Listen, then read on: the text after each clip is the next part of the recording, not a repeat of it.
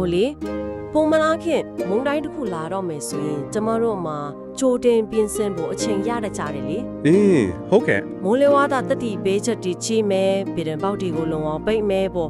ဒါကရုပ်ပိုင်းဆိုင်ရာမုန်တိုင်းတွေတစ်ကိုရှင်းလင်းပါတယ်ဒါပေမဲ့အဲ့တိုက်ခတ်နေတဲ့မုန်တိုင်းကယာသူတို့ကြောင့်မဟုတ်ပဲနဲ့ကျမတို့နေ့စဉ်ဖြတ်တန်းနေရတဲ့ဘဝကြီးကိုယ်တိုင်ဖြစ်နေမယ်ဆိုရင်ရောဘယ်လိုလုပ်မလဲ အလားကတော့တော်တော်လေးစဉ်းစားစရာပဲဗျာ ဟုတ်တယ်လေ2020ကမ္ဘာကယောဂါကနေစလိုက်တာ2020ကရဲ့နိုင်ငံရေးအချက်အသေးတွေပြီးတော့ကမ္ဘာတစ်လွှားကစစ်ပွဲတွေပြိပခက်တွေဆိုပါတော့အဲ့နဲ့ဆက်တိုက်ကြရက်ရိုက်လာတဲ့ဂုံစင်းနှုံးကြီးမြင့်မှုတွေပေါ့လေ ဒါပေါ့ ပြီးတော့မကြသေးခင်ကမှရင်ဆိုင်လိုက်ရတဲ့2025ငလျင်လိုတဘာဝဘေးအန္တရာယ်တွေဆိုတော့က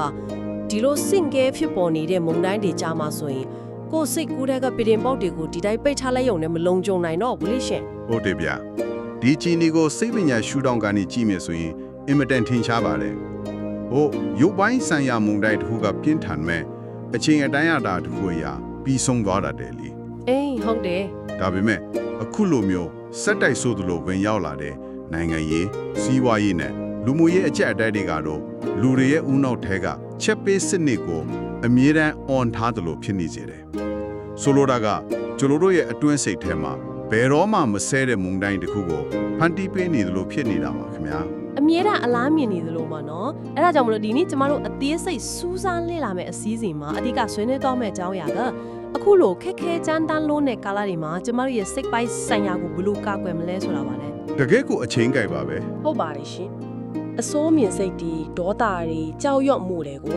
ုဒီအတိုင်းငြိမ်ခံနေဖို့မဟုတ်ဘဲနဲ့ကိုယ့်ကိုရှေ့ဆက်သွားလိုက်အောင်တွန်းအားပြီးမဲ့အပြုသဘောဆောင်တဲ့စွမ်းအင်တွေဖြစ်ဘယ်လိုအသွင်ပြောင်းနိုင်မလဲဆိုတာကိုနေဘအတီးတီးကသူတေသနာတွေဓာတ်တနာတွေနဲ့ချိတ်ဆက်ပြီးဆွေးနွေးသွားမှာပါ အဲ့ဒီလိုအတွင်ပြောင်းဖို့ဆိုရင်ပထမဆုံးအနေနဲ့ပြန်ပကဘာမှာတကယ်တမ်းဘာတွေဖြစ်ပျက်နေတယ်လဲဆိုတာကိုအရှိအတိုင်းနားလည်လက်ခံဖို့လိုအပ်ပါတယ်ဗျ ဆိုလိုတာကအခုလက်ရှိအခြေအနေကိုလက်ခံဖို့ပေါ့ ဟုတ်တယ်ဗျအခုဆိုရင်ဂုံစင်းနှုံးတွေကအလွန်အမင်းမြင့်တက်လာတယ်ဒီနေ့ဝယ်တဲ့ဈေးနဲ့မနှက်ဖြန်ဝယ်ရအောင်မယ်စေကမတူတော့ဘူးလေ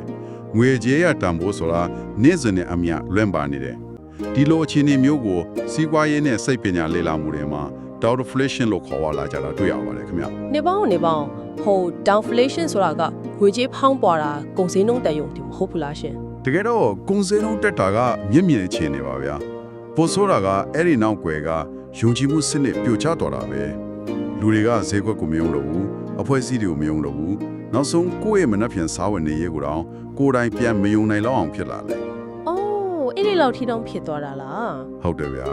သတင်းစိုးတွေကလည်းနေတိုင်းကြားနေရတော့လူအဖွဲ့အစည်းတစ်ခုလုံးမှာစိုးရိမ်ပူပန်မှုတွေကကူးစက်ယောဂတစ်ခုလိုပြန့်လန့်သွားတာပါပ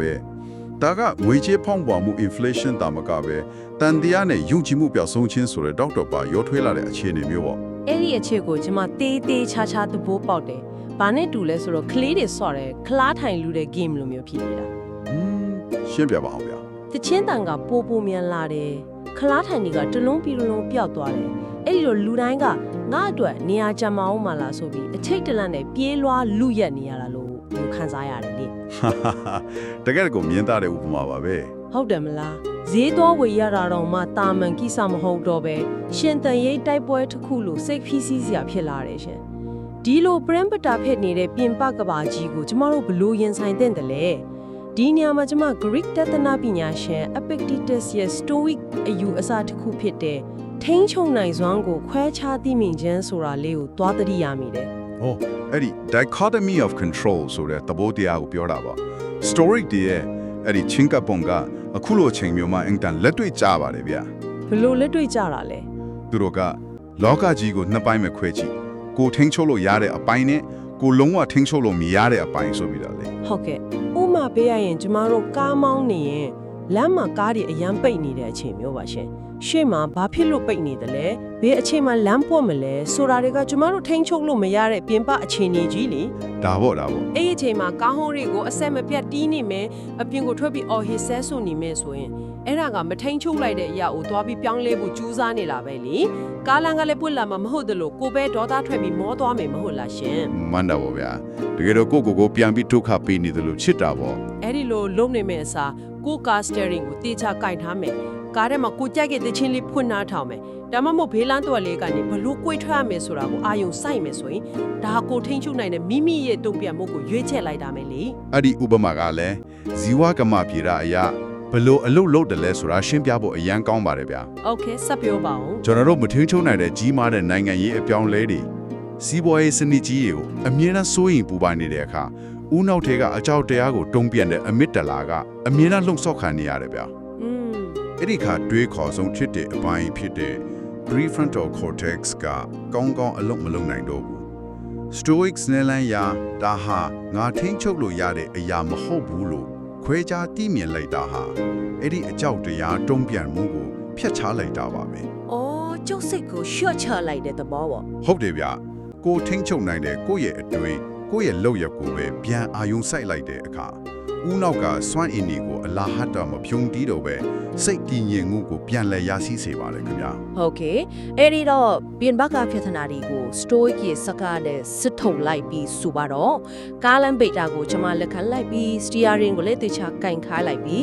ဒါပေမဲ့လက်ခတာ steering ကိုကင်ထားတာရင်ဘတ်ထဲမှာတော့တိတ်တိတ်ဆိုပြီးခုန်နေတော့ပဲစီးပွားရေးကိုတွေးပြီးကြောက်နေတော့ပဲလေရှင် ဒါကတဘာဝပါပဲ ဟုတ်တယ်လी beauty ပေးရအောင်မထင်းချုံတော့ဘူးဆိုတာသိပေမဲ့ခံစားချက်အရာကြောက်ရွံ့မှုနဲ့ဒေါသကကြံနေသေးတာကိုဘယ်လိုလုပ်မလဲ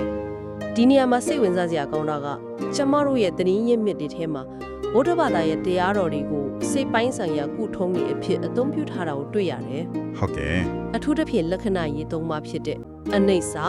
ဒုက္ခအနတ္တဆိုတဲ့သဘောတရားတွေပေါ့ရှင် ဒီနေရာမှာလေဘုရားဘာသာကိုဘာသာရေးတတ်ထ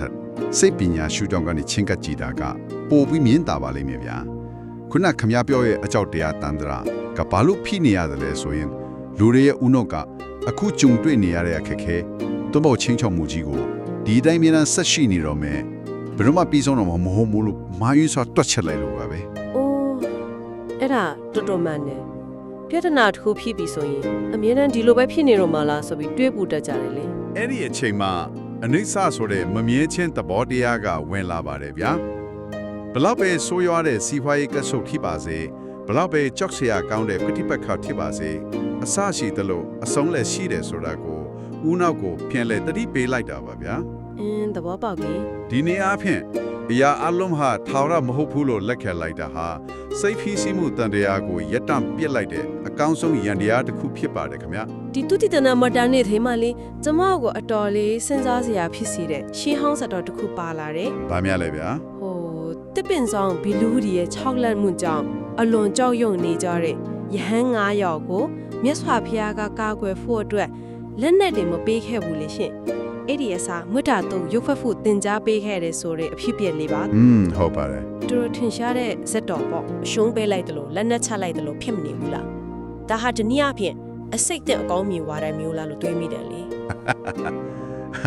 အဲ့လိုတွေးမိတာလုံးဝမစမ်းပါဘူးဗျာ။ဒါပေမဲ့စိတ်ပညာရဲ့အလွန်နဲ့နဲတဲ့အပိုင်းကိုတွားထီနေတာပါ။ဟုတ်လေဒေါသထွက်ခြင်းမုန်းတီးခြင်းဆိုတာကျွန်တော်တို့ရဲ့ခန္ဓာကိုယ်နဲ့စိတ်ပိုင်းဆိုင်ရာစွမ်းရည်တွေကိုအလွန်အမင်းဆုပ်ယူစားသုံးပါတယ်ဗျာ ဟုတ်ပါတယ်ဒေါသထွက်ရင်လူကပင်ပန်းသွားတာပဲလေ ။ဒါပေါ့ကိုယ့်ကိုချင်းချောက်နေတဲ့သူကိုဒေါသနဲ့ပြန်လဲတုံးပြန်တဲ့အခါကိုယ်တိုင်လည်းအဲ့ဒီအစိတ်အတောက်ထဲမှာနင်းမုန်းပါတယ်။မိတ္တပို့တယ်ဆိုတာလက်နက်ချတာမဟုတ်ပါဘူးဗျာ။ဒါဟာစိတ်ခံစားမှုကိုအသွင်ပြောင်းခြင်းလို့ခေါ်တဲ့ emotional reframing လို့ခေါ်တာပါ စိတ်ခံစားမှုကိုအသွင်ပြောင်းတယ်ဆိုတာကဘယ်လိုမျိုးလဲရှင် ရှင်းပြမယ်နော်မေတ္တာပို့လိုက်တဲ့အခါကိုယ့်ကိုချင်းချောက်နေတဲ့အရာဝတ္ထုသို့မဟုတ်ပုဂ္ဂိုလ်ကိုကြောက်မဖွယ်ရပြီးလူကြီးတစ်ခုအဖြစ်မမြင်တော့ပဲသူတို့ကိုယ်တိုင်လည်းမတိနားမလည်မှုတွေကြောက်ရွံ့မှုတွေကြောင့်တန်တရားထဲမှာဒုက္ခရောက်နေကြတဲ့တတ္တဝါတွေပါလားလို့ရှုမြင်လာနိုင်ပါတယ် အော် အဲ့ဒီလိုရှုမြင်လိုက်တဲ့ second မှာပဲကိုယ်အတွင်းစိတ်ထဲကအကြောက်တရားရဲ့အမြစ်ကပြတ်ကျသွားပါတယ်ဗျာအကြောက်တရားမရှိတော့ဘူးဆိုရင်အဲ့ဒီအခြေအနေကိုရှင်းလင်းတဲ့ဥနောက်နဲ့အကောင်းဆုံးဘလို့ရင်ဆိုင်မလဲဆိုတော့ကိုရွေးချယ်နိုင်သွားပြီပေါ့ အော်သဘောပေါက်ပြီကိုယ့်ရဲ့စွမ်းအင်တွေကိုအလာဟတ်ဆမကုန်ခန်းအောင်ကာကွယ်လိုက်တာပဲ အတိအကျပါပဲခင်ဗျာ နောက်ချက်ကျမတတိထားမိတာတခုကမယနာနုတတိလို့ခေါ်တဲ့တေချင်းတရားကိုဆင်ခြင်ခြင်းမှာရှင်အသက်အန္တရာယ်ချင်းချောက်မှုတွေကိုတော့တည်တည်ငြိမ်ငြိမ်ရင်ဆိုင်ခြင်းစွမ်းရှိစေတယ်လို့ဆိုထားတယ်လी ဟုတ်တာပါ ဒါမဲ့ပိုပြီးလက်တွေ့ကြတဲ့အပိုင်းမှာမူရိတာပွားများခြင်းအကြောင်းကိုထည့်သွင်းဆွေးနွေးထားတွေ့ရတယ် အခုလိုပြိုင်ဆိုင်မှုပြင်းထန်ပြီးအလို့အကင်တွေအရင်အမြင့်တွေရှားပါနေတဲ့ခေတ်ကြီးမှာသူတစ်ပါးအောင်မြင်တာအစင်ပြေတာကိုဝမ်းမြောက်ပေးနိုင်တဲ့မူရိတာတရားကဘာကြောင့်အရေးကြီးလာရတာလဲရှင် ဒါကဒီလိုရှိတယ်ဗျာစီးပွားရေးကြက်တဲလာတဲ့အခါလူတွေကအရာရာကိုအလိုအရက်ပြိုင်ဆိုင်ရတဲ့ကစားပွဲကြီးတစ်ခုလိုမြင်လာတတ်ကြတယ် Zero Sums Game ပေါ့ဗျာ သူရသွားရင်ငါအတွက်မကျန်တော့ဘူးဆိုတဲ့အတွေးမျိုးပေါ့ မှန်တာပေါ့အဲ့ဒီအခါမှာမနာလိုမှုတွေများလာပြီးလူဖွဲ့စည်းရဲ့ဆက်ဆံရေးရန်တရားကြီးပြိုကွဲသွားတတ်ပါတယ်မူရိတာပွားများခြင်းကအဲ့ဒီလိုအချင်းချင်းကြိုက်ဖြစ်စားတော့မဲ့အန်ဒီယေကနေကာကွယ်ပြီးတဲ့အကောင်းဆုံးဖြည့်စေပါဗျာ တကယ်တော့အချင်းချင်းယုံကြည်မှုတိဆောက်တဲ့နေရာမှာအရေးကြီးတာပေါ့နော် ဟုတ်တယ်ဗျာသူတစ်ပါးအဆင်ပြေတာကိုဝါသာပေးနိုင်ခြင်းကလူမှုအတိုင်းအဝိုင်းတွေမှာယုံကြည်မှုနဲ့ပူးပေါင်းဆောင်ရွက်မှုတွေကိုပြန်လည်တိဆောက်ပေးပါတယ်ခင်ဗျာ ဟုတ်ပြီအခုဆိုရင်ကျမတို့စတိုနီနဲ့အကြောင်းတရားတန်တရားကိုဖျက်တောက်လိုက်ပြီဗုဒ္ဓဘာသာစိတ်ပညာနဲ့ကိုယ့်ရဲ့စွမ်းရည်တွေကိုထိန်းသိမ်းလိုက်ပြီโอเคစိတ်တည်ငြိမ်သွားပြီဒါမှလည်းကျမတို့မှာဘာတွေ့ကြောင်ဆက်ပြီးရှင်တန်ရမှာလဲဆိုတဲ့မိခွန်းကကြံနေသေးတယ်လीရည်ရွယ်ချက်မရှိပဲရှင်တန်ရတာကအယံပင်မှနေမဟုတ်လား ဟုတ်ပါတယ်ဗျာအဲ့ဒါကအဓိကပဲ အဲ့ဒီနေရာမှာကျမတို့လေ့လာထားတဲ့ Viktor Frankl ရဲ့ logotherapy ကအဖြေတစ်ခုပေးနိုင်မလား Frankl ဆိုတာကနာဇီချွေးတက်စခန်းမှာအသက်ရှင်ကြံရခဲ့တဲ့စိတ်ပညာရှင်တို့မဟုတ်လားချင်းအဆိုးရွားဆုံးဆင်းရဲဒုက္ခတွေကြားတဲ့အနီထွက်ပေါ်လာတဲ့ဒသနာပေါ့ တကယ်ကိုလင်းနေတဲ့တသနာပါဗျာ Frankl ကချွေးတဲ့စခန်းမှာတွေ့ခဲ့ရတာကခန္ဓာကိုယ်တန်ဆွမ်းတဲ့သူတွေကအရင်ဆုံးတေးဆုံးသွားတဲ့တဲ့ ။အိုးဘာဖြစ်လို့လဲရှင် ဘာဖြစ်လို့လဲဆိုတော့သူတို့မှရည်ရွယ်ချက်မရှိလို့ပါပဲငါဒီနေရာနဲ့တက်ရှင်လေပြန်ထွက်သွားရင်ငါမိသားစုနဲ့ပြန်တွေ့ရမယ်ဒါမှမဟုတ်ငါရေးလက်စာစာအုပ်ကိုအဆုံးသတ်ရမယ်ဆိုတဲ့ခိုင်မာရည်ရွယ်ချက်ရှိသူတွေကသာအဆုံးထိတောင့်ခံနိုင်ကြတယ်ဆိုတာပါပဲ ။တကယ်ကိုအန်တော်စရာပဲနော်။သူရဲ့ logotherapy အယူဆမှာအရေးကြီးဆုံးအချက်ကစိတ်ပိုင်းဆိုင်ရာချမ်းမာရေးဆိုတာပြဿနာလုံးဝကင်းရှင်းပြီးတက်တုံတတာနေရတာမဟုတ်ဘူးဆိုတာပါပဲ ဟုတ်ကဲ့ ။အဲ့ဒီအစားမိမိလက်ရှိရောက်နေတဲ့နေရာနဲ့မိမိသွားလို့တဲ့အဓိပ္ပာယ်ရှိတဲ့ပန်းတိုင်ကြားမှာရှိတဲ့ကျမ်းမာသောသင်္မမိုးကိုထိမ့်သိမ်းထားနိုင်မှသာလူဟာရှင်သန်ခြင်းစိတ်ရှိတာပါလို့ဆိုပါတယ်ဗျ။ဒါကို no-dynamics လို့လည်းခေါ်တယ်လေ။ နေပေါင်းကျမ်းမာတော့တင်မမှုဟုတ်ကကျမတို့ကစိတ်ဖိစီးမှုတွေကိုရှော့ချခြင်းလို့အခုလူလေ့လာနေကြတာလေ ဟာဟုတ်ပါတယ် တင်မမှုကလိုဝဲသေးတယ်ဆိုတော့ဘလို့သဘောမျိုးလဲရှင်ဒီလိုမြင်ကြည့်ရအောင်ဖျားကိထာကျိုးတစ်ချောင်းကိုလုံးဝရှော့ချထားလိုက်ရင်အတန်ထွက်ပါမလား မထွက်တော့လို့ပေါ့တီးလို့မရတော့တာ လီလိုပဲလေလူတယောက်မှာစိန်ခေါ်မှုမရှိဘူးရီမှန်းချက်မရှိဘူးဆိုရင်ထုံထိုင်းထွားပြီးဘဝကအတိပဲမဲ့သွားပါတယ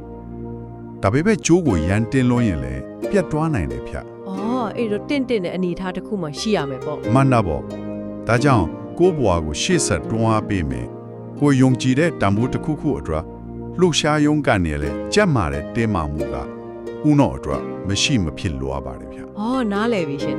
်ကြာပန်းကရွှေညွန်တဲ့ကနေပေါက်ခွာလာသူလိုမျိုးပေါ့အခုကြုံတွေ့နေရတဲ့ဆင်းရဲဒုက္ခတွေအကျက်တဲတွေကကျမတို့ကိုပိုပြီးရင့်ကျက်လာစေမဲ့ရွှေညွန်တွေဖြစ်နိုင်တာပေါ့နော် အတိရကြပါပဲဗျာ ဒါကြောင့် logotherapy မှာနီလန်ကောင်းတချို့ကိုတွေ့ရတာတွေ့မယ်ဥပမာဒီ reflection ဆိုတဲ့နီလန်ပေါ့ ရှင်းပြပါအောင်ဗျာ ကိုယ့်ရဲ့ပြဿနာတွေဒုက္ခတွေကိုချီးပဲထိုင်ပြီးအာယုံစိုက်နေမဲ့အစားကိုယ်ပတ်ဝန်းကျင်ကတခြားသူတွေကိုဘလို့ကူညီပေးနိုင်မလဲဆိုတာကိုလှည့်ပြီးအာယုံစိုက်လိုက်ကမျိုးလေကိုယ့်တဲ့ဒုက္ခရောက်နေသူကိုကူညီလိုက်ခြင်းအပြင်ကိုယ့်ဒုက္ခကတိတ်ငယ်သွားသလိုခံစားရတယ် မှန်ပါတယ်ဗျာ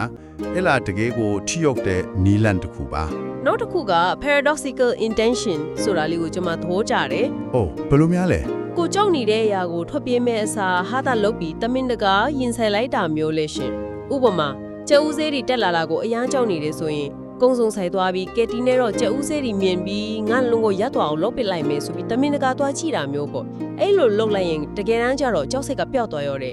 ဟာအဲ့ဒါအတိအကျပါပဲဗျာကိုကြောက်တဲ့အရာကိုပြန်ပြီးစင်ခေါ်လိုက်တဲ့အခါအကြောက်တရားရဲ့လွှမ်းမိုးမှုကချစ်ချင်းကြဆင်းသွားပါတယ် တကယ်တော့ဒါကရဲစရာလေးလုပ်ပြီးကြောက်ဖြတ်လိုက်တာပေါ့ ဟုတ်တယ်ဗျာဖရန့်ကယ်ရဲ့အဆိုအရအတိတ်ပဲမဲ့တဲ့စီးရဲဒုက္ခကသာလူကိုမျောလက်ချက်မဲ့စေတာပါဒါပေမဲ့အဲ့ဒီဒုက္ခတွေမှာကိုယ်ပိုင်အတိတ်ပဲတဆုံတရာတင်ခန်းစာတစ်ခုခုကိုရှာတွေ့သွားပြီဆိုရင်အဲ့ဒီဒုက္ခစီးရဲချက်တက်မဟုတ်တော့ပဲလူသားတို့ရဲ့ကြီးကျယ်သောအောင်မြင်မှုတစ်ခုအဖြစ်ကိုပြောင်းလဲတော့ပါတယ်ခင်ဗျာ ကဲကျမတို့တွေဓာတနာတွေစိတ်ပညာတွေနဲ့နာမ်ပိုင်းဆိုင်ရာကြန့်ခိုင်မှုတွေကိုအတော်လေးနန်းလဲဆွေးနွေးခဲ့ပြီးပြီဒါပေမဲ့စောက်ထရနေထွက်ပြီးလက်တွေ့မြေပြင်ပေါ်ကိုဆင်းကြည့်အောင် ကောင်းပါပြီ အပြင်မှာတကယ်ဖြစ်ပြနေတဲ့စီးပွားရေးစားဝတ်နေရေးပြဿနာတွေကိုပြည်သူတွေကဘယ်လိုဖြေရှင်းနေကြတယ်လဲသူရိတနာမှတ်တမ်းနေရအညာဒေတာကပြည်သူတွေရဲ့လူမှုအတိုင်းအဝါကြန့်ကြန့်ခံနိုင်စွမ်းလေ့လာမှုမှတ်တမ်းတွေကိုအခြေခံပြီးလေ့လာထားတာတွေ့ရတယ်လေ ဟုတ်ကဲ့ ဝင်ငွေအလွှာအသီးသီးကလူတွေဟာပြဿနာကိုမတူညီတဲ့နည်းလမ်းတွေနဲ့ရင်ဆိုင်နေကြတယ်ဒါကိုနည်းနည်းလောက်ရှင်းပြပေးပါလားရှင် လက်တွေ့မြေပြင်ကအချက်အလက်တွေကလေစိတ်မကောင်းစရာဖြစ်ပြီးမယ်အင်မတန်လက်တွေ့ကြပါတယ်ဗျာဝင်ငွေနှဲပါသူတွေဟာနေစဉ်စာအုပ်နေကိုဖြည့်ရှင်းဖို့စားစီကိုတိုက်ရိုက်လောချကြပါတယ် ဘယ်လူမျိုးရှော့ချကြတာလဲ ဥပမာဆန်ညန်းကိုပြောင်းစားကြတယ်စီကိုလျော့သုံးတာတို့ရောနောသုံးဆွဲတာတွေလုပ်ကြတယ်ဗျာပြီးတော့ရတဲ့ဂျပန်အလုပ်တွေကိုဝင်လုပ်ကြတယ် ဟုတ်ကဲ့အလဲအလတ်အလွှတွေကတော့ အလဲအလတ်လွာတွေကတော့ရှိတဲ့ပစ္စည်းကိုပေါင်းနှံတာ online ကနေဈေးရောက်တာလို့မျိုးနီလန်တစ်တွေရှာဖို့ကြတယ်ဗျာဝင်ငွေမြမသူတွေကတော့သူတို့စူးစောင်းထားတဲ့ငွေကြေးတွေကိုအသုံးပြုပြီးတောင်းခံတာဒါမှမဟုတ်စိုက်ပျိုးရေးလုပ်ငန်းတွေမှာပြီးနာအမျိုးအစားပြောင်းလဲစိုက်ပျိုးတာနေနဲ့ဖြည့်ရှင်းကြတာကိုတွေ့ရပါတယ်ခင်ဗျာ ဒီနေရာမှာလေကျွန်မအလေးအနက်မင်းချင်တဲ့မိကုန်းတစ်ခုရှိတယ်ရှင် ဟုတ်ကဲ့မေးပါဗျာ အခုလောအစားအသောက်တွေကိုရှော့စားရတယ်ကျမရဲ့သုံးမဲ့စရိတ်တွေကိုတောင်ဖြတ်တောက်ပြီးအသက်ရှင်ဖို့ရုန်းကန်နေရတာကိုတကယ်ကြန့်ကြန့်ခံနိုင်စွမ်းလို့သတ်မှတ်လို့ရပါမလားရှင်ဒါဟာခက်ခဲတဲ့အကျဲအသေးကြမှာတိချဖို့လုပ်ရမယ်တာမန်ရှင်သမှုတတ်တတ်ပဲမဟုတ်ဘူးလား တကယ်စဉ်းစားစရာပဲ ဟုတ်တယ်လေစင်ရဲဒုက္ခရောက်နေတာကိုပဲကြန့်ကြန့်ခံနိုင်စွမ်းဆိုတဲ့စကလုံးလာလာလေးနဲ့ဖုံးကွယ်ပေးထားတယ်လို့ဖြစ်မနေဘူးလားလို့တွေးမိလို့ပါ ဒီမိခွန်းကအလွန်ကိုအရေးပါပါတယ်ဗျသူတေတီတွေကိုယ်တိုင်လည်းအဲ့ဒီအချက်ကိုအထူးတတိပြုမိကြပါတယ်ဟိုအမှန်တကယ်စံပြဖြစ်တဲ့ကြမ်းကြမ်းခနိုင်စွမ်းဆိုတာအခက်ခဲကိုပျော်ဖြတ်ပြီးပုံမတိုးတက်ကြီးပွားလာခြင်းမျိုးပါဗျ ဟုတ်ကဲ့ဒါဆိုအခုခြေတွေကတော့ဘယ်လိုခေါ်မလဲ ဒါပေမဲ့ယခုလိုနိုင်ငံရေးစီးပွားရေးပဋိပက္ခပေါင်းစုံအချင်းကြာမြင့်စွာဖြစ်ပေါ်နေတဲ့အခြေအနေမျိုးမှာတော့မြေပြင်ကပြည်သူတွေရဲ့အခြေအနေဟာတိုးတက်လာခြင်းမဟုတ်ပဲဖိအားများကြမှတောင့်ခံထားရခြင်းသာဖြစ်တယ်လို့သုံးသပ်ထားပါတယ်ဗျသူတို့မှတခြားရွေးချယ်စရာသိမရှိပါဘူး ဒါဆိုရင်သူတို့အလုံးစုံပြိုလဲမသွားအောင်ဘာကထင်ထားပေးရလဲရှင် စိတ်ဝင်စားစရာကောင်းတာကအဲ့ဒီအချက်ပါပဲဗျရုပ်ပိုင်းဆိုင်ရာအရေးမြစ်တွေခန်းချောက်တော်တဲ့အချိန်မှာသူတို့ကိုမပြိုလဲအောင်ထိန်းချပေးတာကလူမှုရေးအရင်မှုပါပဲ လူမှုရေးအရင်နည်းဆိုတာအချင်းချင်းရိုင်းပင်ကူညီတာမျိုးကိုပြောတာလား မနဘောအချင်းချင်းရိုင်းပင်ကူညီမှုအပြန်လန်ယုံကြည်မှုနဲ့ရရွာအကျိုးဆောင်အဖွဲ့အစည်းတွေရဲ့ဂုဏ်ရက်တွေပါပဲဗျကို့မှာစားစရာမရှိရင်ဘေးရင်ကညဝေပေးတယ်အချင်းချင်းငွေကြေးအရာလိုအားအရာဖေးမကြတယ် ဒါဟာခုနကကျမတို့ဆွေးနွေးခဲ့တဲ့မေတ္တာနဲ့မုဒိတာတရားတွေရဲ့လက်တွေ့မြေပြင်ကအသက်ဝင်မှုတွေပါပဲနော် အကြေကြပါပဲဗျဘန်ဒီအဖွဲ့အစည်းတွေအလို့မလုံနိုင်တော့တဲ့အချိန်မှာ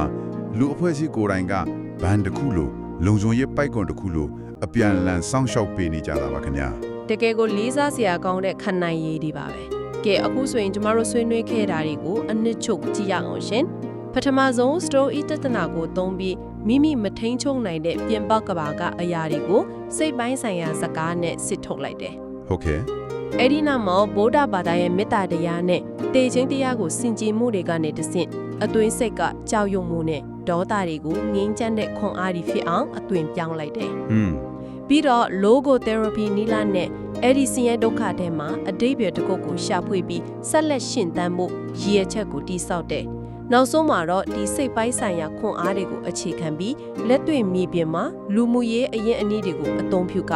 အချင်းချင်းဖေးမကူညီပြီးရှင်သန်နေကြတယ်လေ ဟုတ်တယ်ဗျ ဒီရအားလုံးမှာတိချစီမဟုတ်ပဲတစ်ခုနဲ့တစ်ခုခိုင်ခိုင်မာမာချိတ်ဆက်နေပြီးအစိုးမြင့်စွမ်းရည်တွေကိုမိမိဘဝရှင်သန်ရေးအတွက်လက်တွေ့အသုံးချနိုင်တယ်ဆိုတာကိုရှင်းရှင်းလင်းလင်းတွေ့ရပါတယ်ရှင်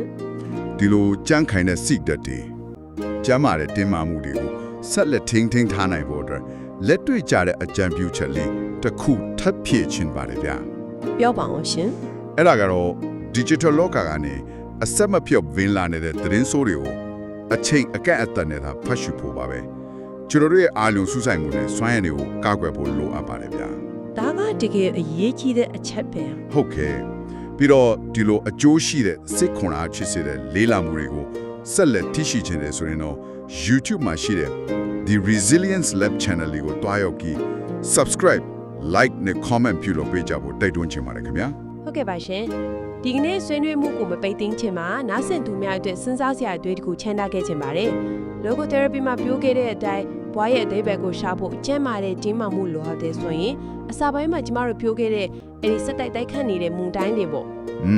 ယခုကျမတို့ဖက်တန်းနေရတဲ့ဒီကမောက်ကမခက်ကြီးဒီဒုက္ခရဲ့အဓိကရည်ရွယ်ချက်ဟာညီညွတ်ပြီးတက်တက်တာရှင်သန်သွားဖို့ကြီးပဲမဟုတ်ပဲအရင်ကကျမတို့ဖက်တွေ့ထားခဲ့တဲ့အပေါ်ယံဟန်ဆောင်မှုတွေအားလုံးကိုအကျဉ်းမတန့်ခွာချပစ်လိုက်ပြီးအစစ်မှန်ဆုံးကိုကြမ်းကြမ်းခံနေစွမ်းစရာပါလေတကယ်ဘွားရဲ့တန်ဖိုးစရာပါလေဆိုတာကိုပြန်လဲအတိတ်ပဲဖွင့်ဆိုဖို့များဖြစ်နေမလား တကယ်ကိုနဲ့နေပြီးပြန်လဲစင်ကျင်တွန်းတက်တဲ့အတွေ့တစ်ခုပါပဲဒီနေ့ဆွေးနွေးခွင့်ရတာဝမ်းသာပါတယ်ခင်ဗျာ မုန်တိုင်းကတော့အပြင်ဘက်မှာတိုက်ခတ်နေဆဲမှာပဲဒါပေမဲ့အခုတော့ကျမတို့ဟာအဲ့ဒီမုန်တိုင်းထဲမှာကိုယ့်လေရဲ့ steering ကိုဘယ်လိုပိတ်ကိုင်ရမလဲကိုယ့်ရဲ့စွမ်းအင်တွေကိုဘယ်လိုကာကွယ်ရမလဲဆိုတာကိုပိုပြီးနားလည်လာပြီလို့ယုံကြည်ပါတယ်ရှင်အားလုံးပဲနောက်တစ်ခါအကြောင်းအရာသက်တွေကိုပြန်လဲတူးဆွတ်မဲ့အချိန်မှာပြန်ဆုံကြပါမယ်အမြင့်တွေနဲ့ရှိုင်းသည်အမြင့်တွေနဲ့ရှိုင်းသည်အလင်းတွေတောက်ပါပြီငါတို့ရဲ့ resilience လက်မှာအလင်းတွေပွင့်လန်းတွဲလက်တွေချိတ်ထားရင်မောင်ထဲမှာထွန်းလင်းအပြေမရှိတဲ့ပုံစံဒီမှာတွဲချက်ကြည့်ကြမယ်အသိပညာအတွေ့အကြုံအောင်မြင်တွေချကြမယ် reboot လို့အသစ္စာငါတို့မလဲဘူး